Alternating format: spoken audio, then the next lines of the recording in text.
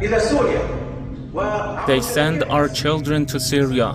They have created delivery networks. I apologize to you. We have so far prevented 6,000 people from taking the trip and have destroyed the networks. But we were surprised to be accused of being anti-jihad. We were surprised that human rights organizations complained that we were preventing the transporting of these people. Let me tell you why we do it. Our young men are deployed on the front lines and are taught how to kidnap, steal, and raid villages. Our children are at the peak of their youth. I apologize to you for uttering these words. Our daughters are there to perform coitus for hundreds and thousands of times, and when they bear the fruits of these sexual acts in their wombs, they are sent back to us. All this is done under the pretext of the so-called married jihad, while we are just watching them. This is just a small part of the issue. We have arrested 86 people who have been sent there. The last one was arrested 2 days ago. This is apart from the 6,000 young people that we have saved. They are helpless sisters, widows, mothers of lost boys and girls who come to us at the Interior Ministry and a stage is sitting. My name is Ines, and I have been to Syria from January 2013 till June the same year.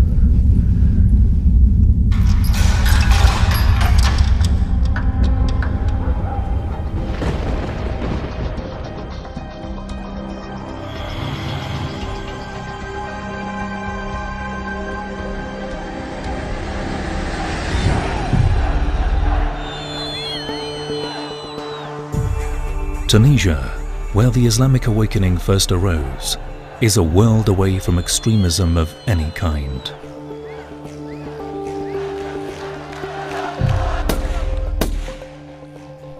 Yet, there are wild rumors flying around that more than 6,000 Tunisians are in Syria and Iraq fighting shoulder to shoulder with Takfiri militants. The rumors also have it that among the Tunisian comrades in arms, there are a bevy of girls and young women, an issue that has caused many raised eyebrows.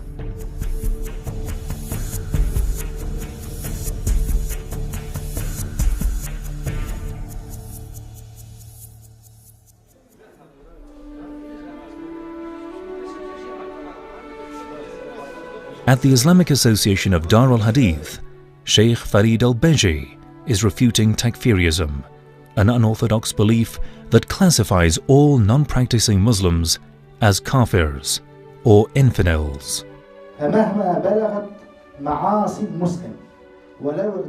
Any Muslim, no matter however many cardinal sins he commits, would never be an infidel. However, he would be considered a sinful servant who has done wrong, but he is yet a Muslim, as it is written in the book Sahih al-Bukhari.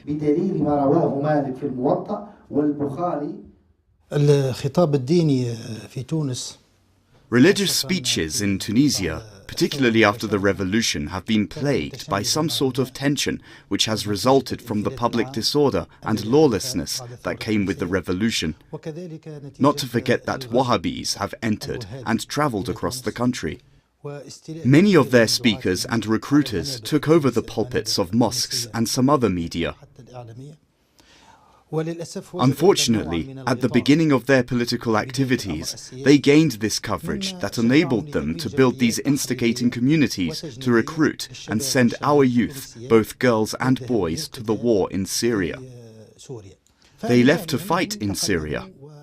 Due to the chaotic security situation at the borders, they first entered Libya and then entered Syria via Turkey. The sad part is that our intelligence studies, which I personally follow, show the participation of our very young girls in this matter.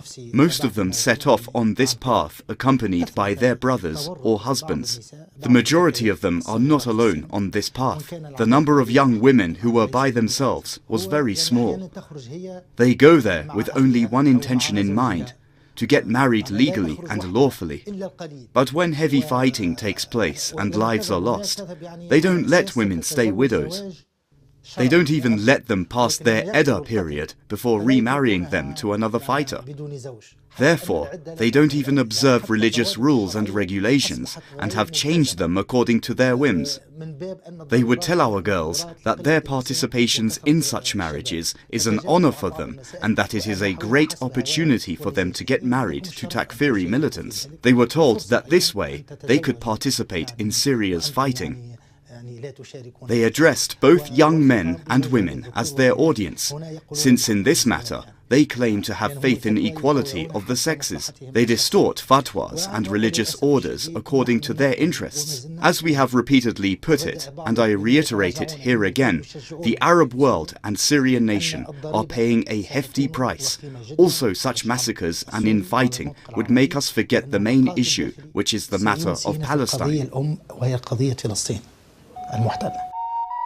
Taysir is living in a suburb of Tunis, the capital city of Tunisia. Having a poor understanding of Islam, she fell for a male classmate at university who manipulated her into going with him to Syria. I was a sophomore student in literature when the revolution took place in Tunisia in 2011. Many things changed in my country because of the revolution. One was religion and the other one was political standings. Many of the social, political, and religious structures changed, and as a result, people got influenced by the changes as well. One of the table-turning changes was that concerns over hijab were eased, and everyone picked up their own Islamic coverage according to their tastes. Many young girls started wearing hijab without being afraid of persecution or harassment. At that time, I got closer to some of my classmates who had religious views and were observing hijab. Little by little, I asked them questions about the things I was excited to know more about. Gradually, I learned different things and found them thrilling. I finally chose hijab. University of Tunis, Faculty of Human and Social Sciences. The campus is crowded with angry students protesting against a new decision that bans female students with a niqab from taking part in final examinations. While the faculty claims that the new decision is to prevent imposters from the exams, the students regard the decision as religious discrimination against Muslim students. The atmosphere is charged with tension. Among the crowd, a group of extremists are fishing in troubled waters. They are trying to win the trust of the girls and push them little by little into a trap that might ruin their lives forever, into what is known better as the so-called Jihad al-Nikah, or sexual jihad. At that time, when the problems of the country were getting more serious, such issues infiltrated our university as well. There were many strikes, sit-ins, and events organized by students. Part of the protests was in response to 2 of our girl students being denied entry to sit for the exams because they were wearing niqabs. They demanded them to reveal their faces. The strikes were organized by students, but some religious and pious people also joined them from outside of the university. They believed that these ladies were quite as well entitled to participate in the classes and sit for the exams.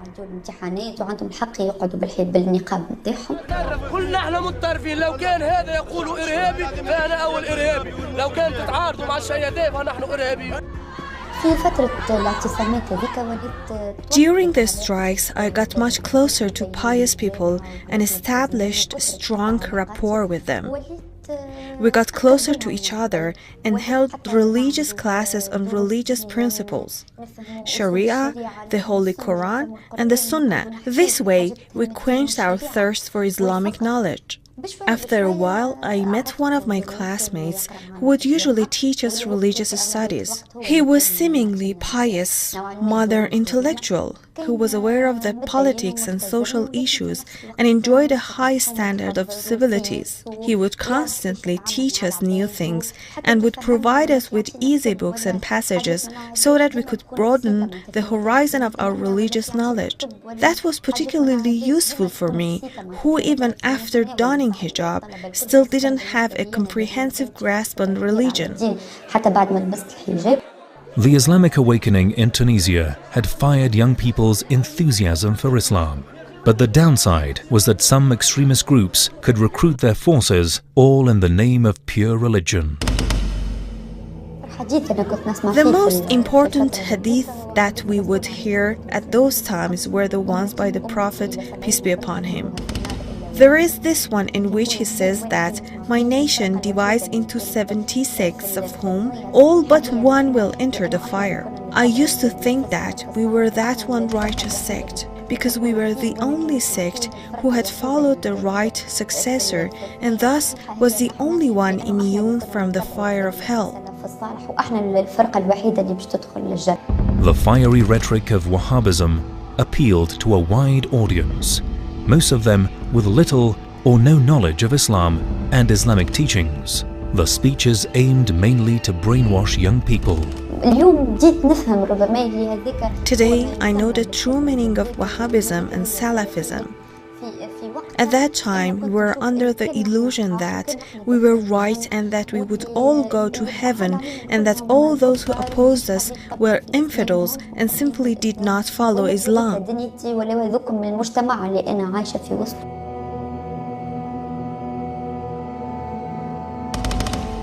My relations with that classmate continued and we kept exchanging books and knowledge. And when the opportunity presented itself, he proposed to me. I informed my family, but they were totally against it. I had changed. I was aggressive. I could no longer care about my studies. I could feel that he was even more anxious than me. I quit studying and removed myself from my social surroundings. But my family remained adamant and disapproved of the young guy. When I told him that my family would not approve of our marriage, he suggested that we get married without their permission, but otherwise Sharia-bound, and also that we didn't have to register our marriage. I accepted it. They persuaded me that this type of marriage was religiously lawful. The things that I planned to do after the marriage and the goals that I was pursuing encouraged me to agree to such a union. My spouse and I could leave for the so-called jihad in Syria. This was my main stimulant and encouragement since it was of great interest to me, and for months I had been studying and watching videos, CDs and websites on how to fight.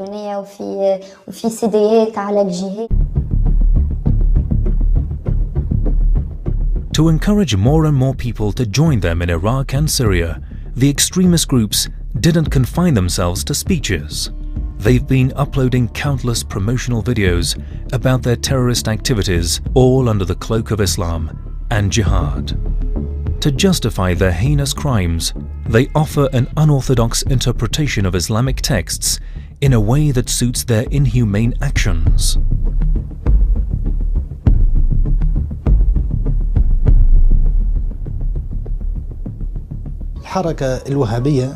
When the Wahhabi movement gained momentum in Tunisia, they managed to tap into the youth's religious sentiments, since on the one hand, their emotions were running very high, but on the other hand, they didn't have the knowledge and perception to immunize their sentiments against homicidal Wahhabi teachings of murder and war. The Wahhabis made use of some authentic hadith, such as the one that says at the end of time there would happen many battles and great wars in the land of Levant, which is Damascus today. Authentic as these hadith might be, but the scholars agree that such wars would happen at the end of time, and right before the Judgment Day, and definitely not at this period of time. The Wahhabi leaders abused such hadith and told our youth that if you go to war now, you would make the majority of the martyrs, and on the Day of Judgment, you will enter heaven alongside prophets and saints. For a while after his disappearance, no one had any information about him. Then we heard that police had arrested him somewhere in the governorate of Kasserine. People would say that he got arrested in Shambi Mountains, where he was aiding the Takfiri militants. After this, I somehow returned to the warmth of my family. They were the closest people to me. I continued my religious studies and got to know about more aspects of my religion. My family also encouraged me to learn more about the things I was unaware of.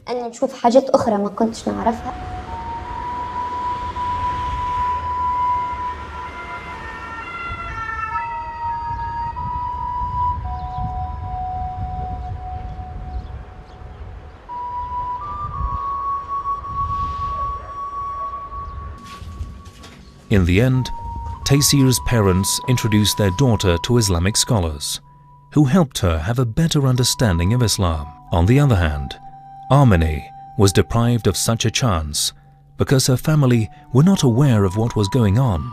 Now her fate is veiled in mystery. Once, members of a charity foundation came here and said that they were willing to instruct girls in beneficial crafts. I told my sister Amini that I wanted to end this joblessness and learn something useful. The teacher of the foundation was Lebanese.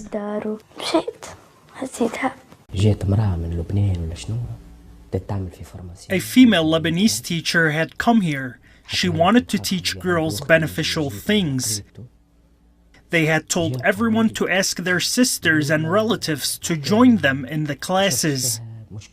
My sisters informed me and I thought it was a good idea. It was of course better than sitting at home doing nothing and whining, so I gave them the permission. So this seemed to be a good idea at first. She would get out of the house and she started working with them. Gradually, her behavior changed. She wasn't the same even with me. We weren't talking like before either. She had changed a lot. She changed the way she dressed and changed her hijab. She was not like before, although she used to observe hijab, but now she had added the niqab to it. I was surprised and decided to talk to her. She talked to me of religion and various aspects of it. She talked to me about things of which I had no complete knowledge of, things she was not willing to discuss with anyone else. I didn't try to limit her, but talked to a religious scholar about her. After a while, the sheikh told me that he had seen my sister in a religious gathering attended by many who hold different views from ours. After a while, she started asking us not to watch TV. She would say that watching it is forbidden. She was no longer interested in sitting down and having a chat with me. She was unwilling to talk to anyone in the family. Whenever a guest came over, she would cover her face from him. She was totally uninterested in chatting to anyone or talking in general. I felt like they had kidnapped a girl from amongst us. Everyone we knew would ask after her. Neighbors could no longer see her, and she had no intention to socialize with them anymore. Sometimes, some people would come to me and would say, "Man, be careful. Your sister is mingling with the wrong crowd and questionable individuals." She would bring me CDs from where I don't know. Did they give her these CDs, or did she obtain them by herself? I don't know. The CDs were on the subject of jihad. She would say that a woman should participate in jihad. Sometimes she would talk about Afghanistan, Somalia, and jihad.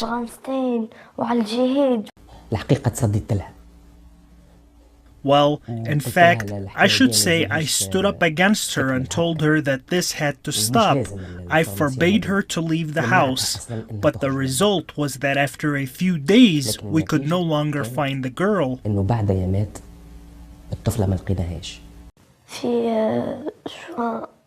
In June 2013, Armeni left the house and never returned again.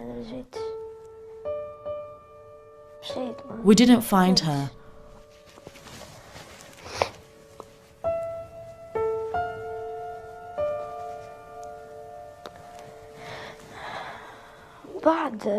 After an anxious period of not having any news and not finding any trace, we finally received this text from her, saying that she was in Turkey and getting ready to join the so-called jihad in Syria.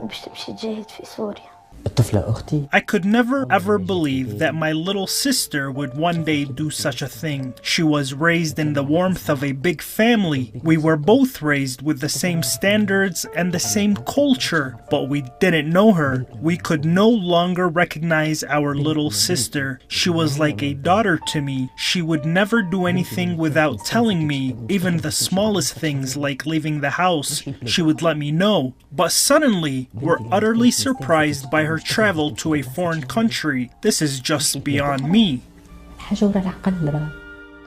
To collect some information about my sister, I talked to some people who had returned from Syria. I heard about Ines, who was injured and hospitalized.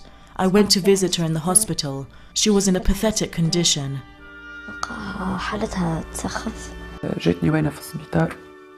She came to visit me at the hospital. She came to collect some information about her sister, who just like me had set off for the so-called jihad in Syria, but no one had any news of her up until then.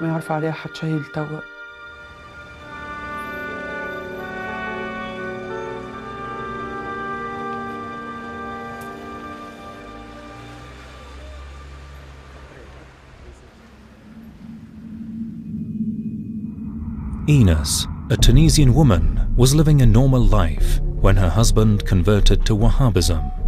Then, along with her husband, she was forced to go to Syria, where after a while she had to sleep with many men in the name of the so-called sexual jihad. Now, Ines is home with a baby in her belly, without knowing who the father of her child is. She tells us about her harrowing experiences. We got on the car and traveled all the way as far as the border between Tunisia and Libya. At the border, we met with some other guys. I realized that my husband knew them very well. We accompanied them.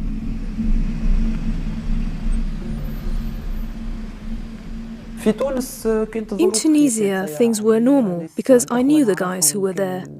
They were from the same community that I attended. But then there were these new guys. At the Libyan borders, we got into SUVs with some new guys. They got in first and then I hopped in. I was almost unable to see anything.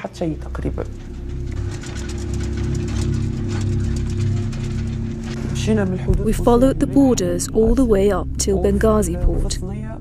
We stopped on that route for 2 or 3 times and not more. Each time we would rest for a little and then resume our travel.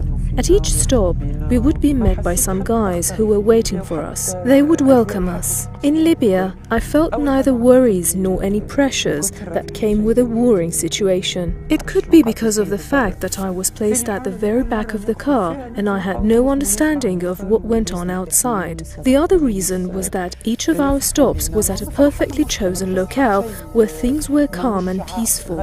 People would welcome us with open arms and smiling faces. There was no problem and I could feel nothing wrong at that place and that time.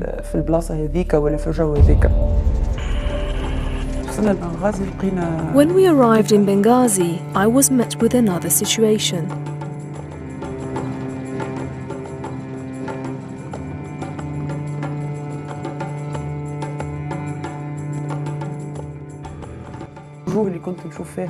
People whom I knew back in Tunisia were now completely changed.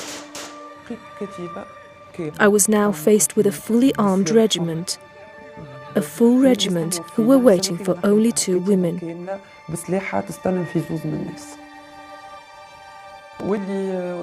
What was even more painful for me was the fact that my husband knew almost each and every one of them.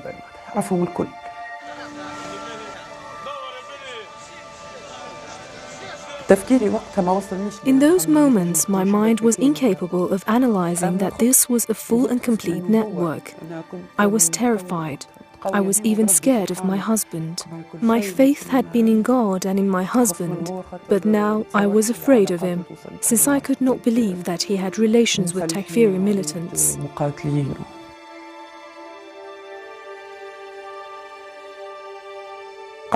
We were in Benghazi merely for 48 hours or less, and then we were taken to the airport to send us to Turkey.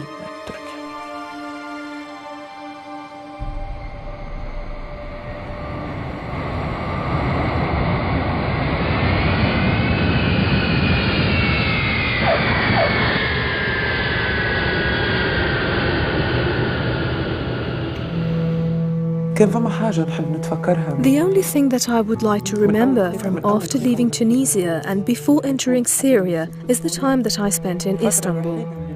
Because there I was quite like an ordinary woman, a newlywed who was taken to a foreign trip, an expedition by her husband. This was in addition to the fact that I had never left Tunisia before. It was only me and my husband, and the exploration of a foreign country. In fact, it was not real. But I was under such an illusion.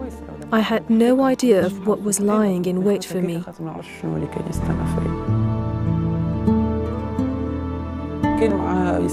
While waiting in Turkey, my husband met with a man named Abu Ghazi.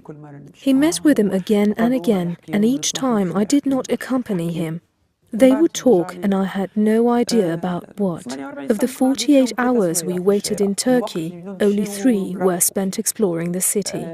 And those 3 hours are to this day the most memorable hours of my life. I would relive these hours the most when I was in Syria. Whenever I got exhausted and irritated, I would reminisce about those moments and fantasize about experiencing them again. نعيشهم مرة أخرى.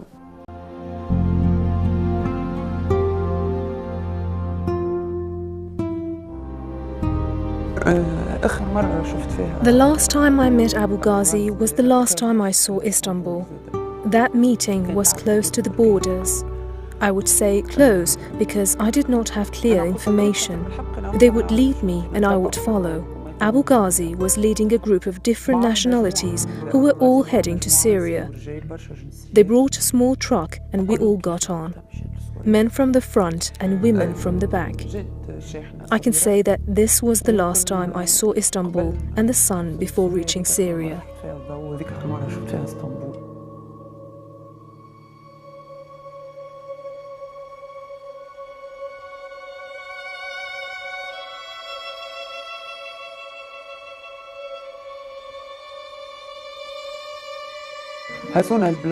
They took us to a camp which was set up in an old and abandoned hospital.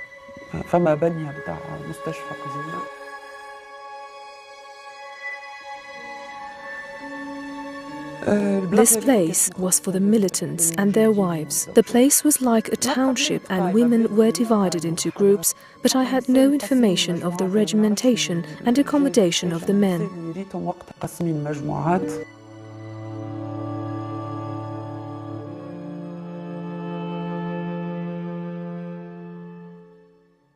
We had to wake up at dawn and prepare very large quantities of food and wash tons of clothes. There was a huge number of men whom we had to satisfy. At least we had to satisfy their hunger for food. The only thing that would make all this tolerable was the fact that we believed that we were the most honorable women on earth and the closest to heaven.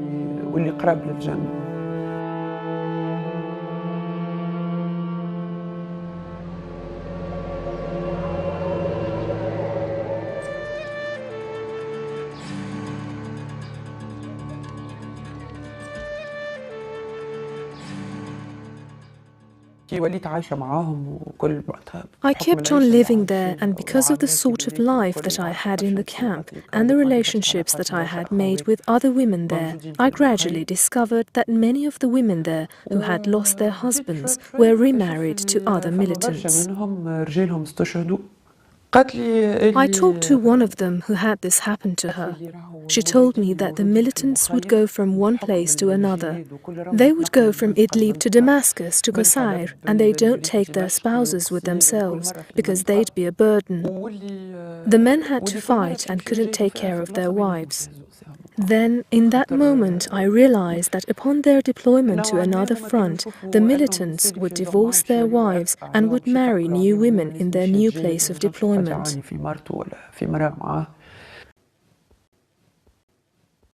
And this wouldn't happen just for once. Oh my God. After a while, my husband came to me and said that he was going to fight in the Al-Qusayr front.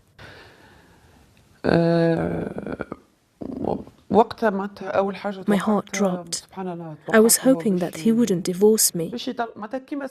I was hoping that I was different from the others. Thankfully, he did not divorce me. He set off for the fronts.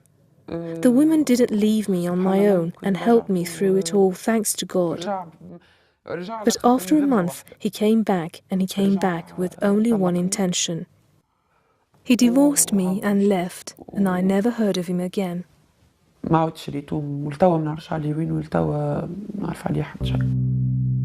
of the Takfiri leaders exploit the weakness and loneliness of foreign girls and draw them into an endless whirlpool of marriages, which are unlawful according to Islamic marriage rules. Some of them are married 10 times in this unlawful way.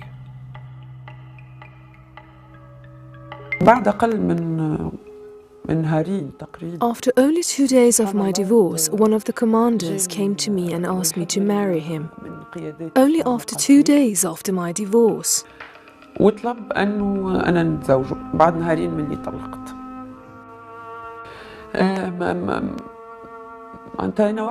Of course I rejected his offer, because, oh my God, we are ordered in our Sharia that women should refrain from marriage and sexual activities for a certain period of time after divorce or the death of their husband. I told him this, but in fact, he had a premeditated answer. I said that such a thing was illogical and impossible. Nevertheless, all the women at the camp encouraged me to agree to such a marriage and said that it was wrong for me to stay single. After 2 days, the new guy told me that he had to leave Idlib to go and fight in another front. And, oh God, he divorced me after a 2-day marriage.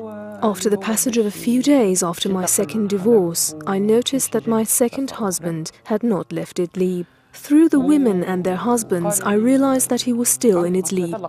It was then that for the very first time I got truly scared because my trust was taken away from me.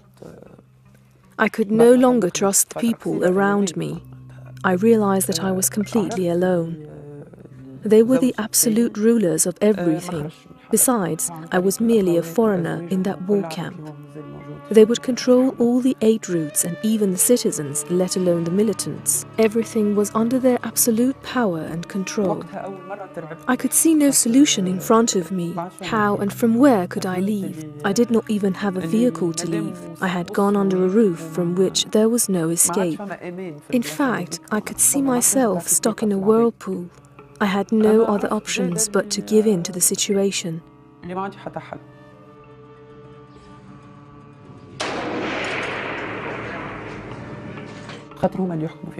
Each week, we would place 5 husbands. Not everyone was the same, but almost all of them were foreigners. But on the average, 5 marriages a week. At first, they would explain to me the reasons for divorce and would try to justify it.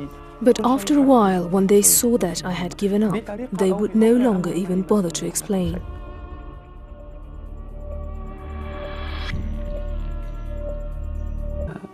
The more they could see that I had realized the gravity of my situation and thus disillusioned, the more they would get me involved and the more they would abuse me and put me under pressure.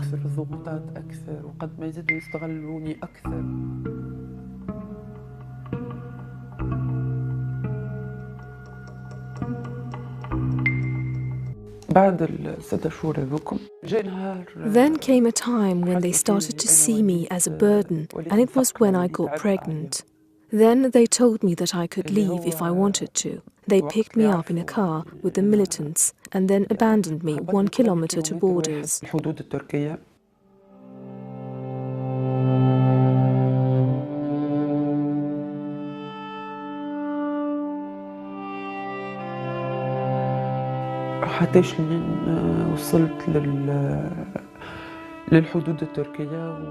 I walked that 1 kilometer to the border, and there I was met by the Turkish border patrol. They sent me to Istanbul, to the Tunisian embassy, and then I was sent back to Tunisia. Meanwhile, I was interrogated thoroughly by everyone, be it from the border police to the embassy staff and so on. What have you done? Where have you been? How? And so forth. Then, when I arrived in Tunisia, I got arrested, and here I was once more interrogated extensively.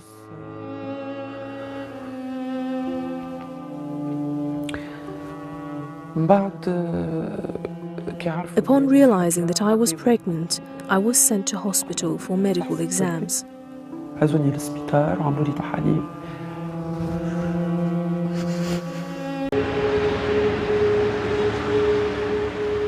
In the hospital, Ines found out that she was infected with AIDS, but fortunately her baby boy was not.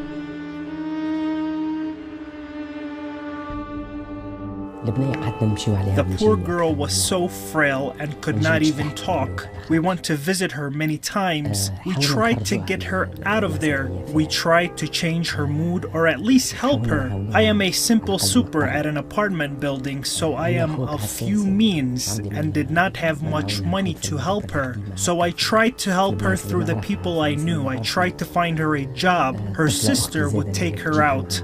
The battles and the things she had witnessed had taken a huge toll on her. We would feel that she was like a small child in need of help, a child whose hands you had to take to walk, and you had to help for even the smallest tasks and raising her kid. I helped her settle down in a small house with her child, a house within her means. Every once in a while we would get out of the house and chat. She was slightly getting better and she would now talk a little.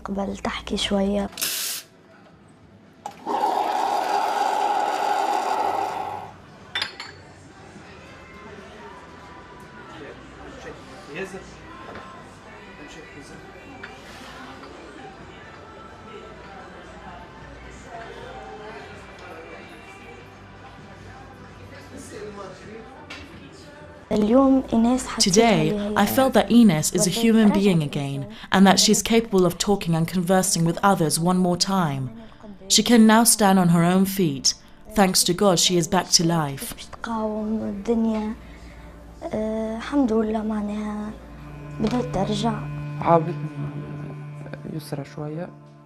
Yusra helped me find a house to live in.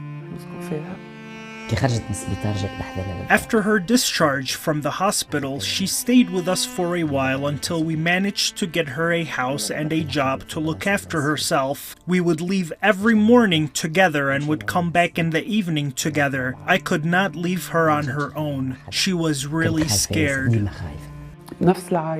Yusra's family helped me find a job.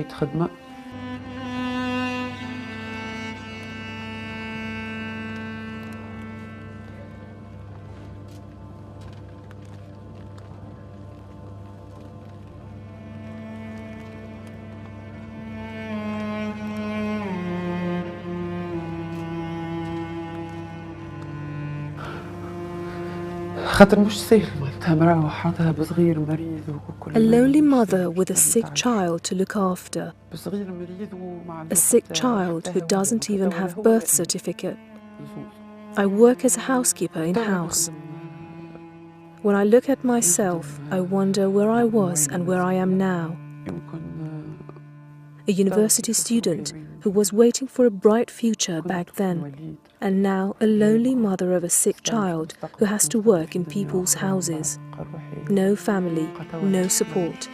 It's not only my problem. The problem exists in the world around me. مشكلة في ولدي.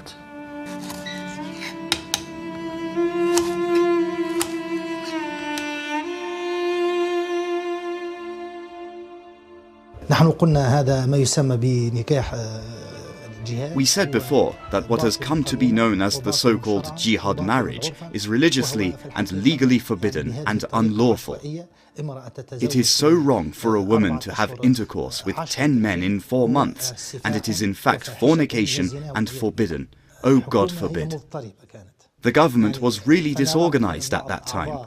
Therefore, we witnessed that some members of the parliament, who happened to be of the ruling party, used to encourage people to go and fight in Syria.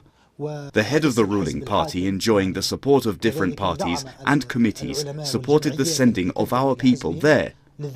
And when there were public announcements for people to join the so-called jihad in Syria, these leaders actually oversaw such calls. Worst of all was the fact that the Minister of Religious Affairs, Nur el-Din Khademi, used to emphasize on the so-called jihad against Syria and encourage people for it. But after the recent developments and the disclosure of the facts, they realized that they were involved in an idiotic political game and gradually retreated from their positions. At first, we were few and weak, and we would get threatened whenever we raised our voices. I was provided protection and bodyguards by the Interior Ministry. But now they see that the frail voice of me that tried to steer them away from these crowds at the onset of the revolution is now a very loud and vociferous voice.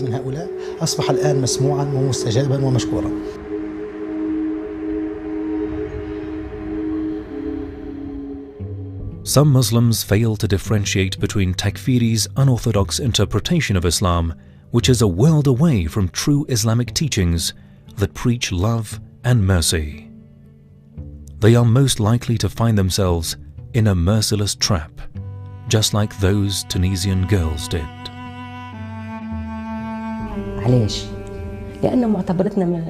She began to think of us as godless people. Us, her sister and brother and parents and family, got close to people whom she thought to be closer to God. They had brainwashed her with these ideas. Gradually, we could see that we no longer knew our girl and she didn't know us in return. Thus, she left us and went away.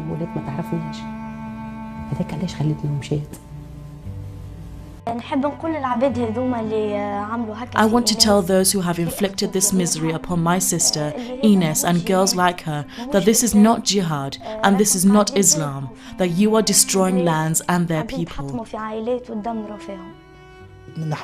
We have always said, and will say again, and as you can see, many of the religious leaders who used to support the war on Syria have now retracted their words. The war and the massacre in Syria comes with a hefty price tag, since it is nothing but a war and fighting that would make us forget the most important issue, which is the matter of Palestine's occupation. Now they see that we were right to try to prevent people from joining the so-called jihad in Syria. As you can see now, those who claim to be the flag bearers of this so-called jihad, that is ISIL, al-Nusra Front, and the likes, are now killing and beheading one another. Of course, because these are people who have no correct understanding of religion, knowledge, and sciences. They have no righteous faith to be the man of jihad for God. Killing and massacring in Islamic lands is never jihad for God.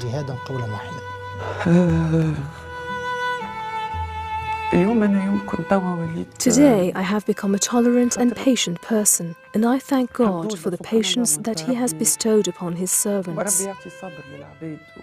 Having faith in God would keep you from forgetting and forgoing everything and all that there is.